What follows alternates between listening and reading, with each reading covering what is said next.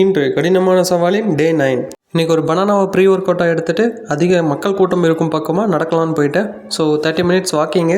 இதில் எனக்கு இருந்த பிரச்சனை என்னென்னா, என்னை நடக்கவே விடலை. ஆப்போசிட்டில் குறுக்காலன்னு சொல்லிட்டு எல்லா பக்கமும் வண்டி வந்தது. இப்படியோ முடிச்சுட்டு வீட்டுக்கு வந்தாச்சு. நாம் இன்றைக்கி பண்ண போகிறது shoulder and four arms work out. So அதுக்கு நம்ம என்ன பண்ண போகிறோம் அப்படின்னா, ஃபஸ்ட்டு ஸ்ட்ரெச் பண்ணிக்க போகிறோம். ஃபஸ்ட்டு நம்ம கழுத்தை ஸ்ட்ரெச் பண்ணிக்க போகிறோம். ஸோ அதுக்கு ஃபஸ்ட்டு கோழி கழுத்தை திருகிற மாதிரி கொஞ்சம் திருகிட்டு கொஞ்சம் ஹெட்டை ரொட்டேட் பண்ணிக்கணும். அதை தொடர்ந்து ஸ்கூலில் நமக்கு சொல்லிக் கொடுத்த டான்ஸ் எல்லாம் பண்ண போகிறோம். So shoulder rotation. அதை தொடர்ந்து ஷோல்டரை ஸ்ட்ரெச் பண்ணுறதுக்காக கையை ஒரு பக்கம் நீட்டி இந்த மாதிரி பண்ணிக்கோங்க.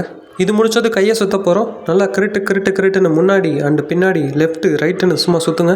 நீங்கள் எந்த ஒர்க் அவுட்டுக்கு வேணால் ஸ்ட்ரெச் பண்ணாமல் பண்ணிக்கலாம். பட் இந்த ஷோல்டர் ஒர்க் அவுட்டுன்னு வரப்போ மட்டும் ஸ்ட்ரெச் பண்ணிட்டு தான் பண்ணணும். இல்லை அப்படின்னா ஷோல்டர் எப்படி அடி வாங்கணும்னு தெரியாது.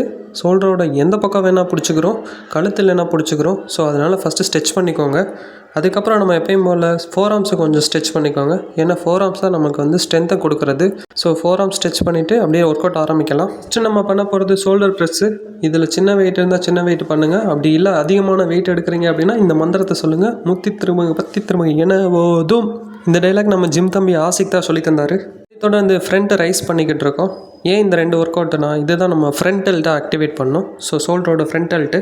இதே தொடர்ந்து ஷோல்டரோட சைடு டெல்ட் ஆக்டிவேட் பண்ணுறதுக்கு லேட்ரல் ரைஸு இல்லை சைடு ரைஸ்ன்னு சொல்லலாம். ஸோ முடிஞ்ச அளவு எல்போ மேலே கொண்டு வாங்க. இதே தொடர்ந்து ரியர் டெல்ட்டை ஆக்டிவேட் பண்ணுறதுக்கு தலையை வெட்டின ஆடு துடிக்கிற மாதிரி ஒரு பேக் ஃப்ளைஸ் பண்ணணும்.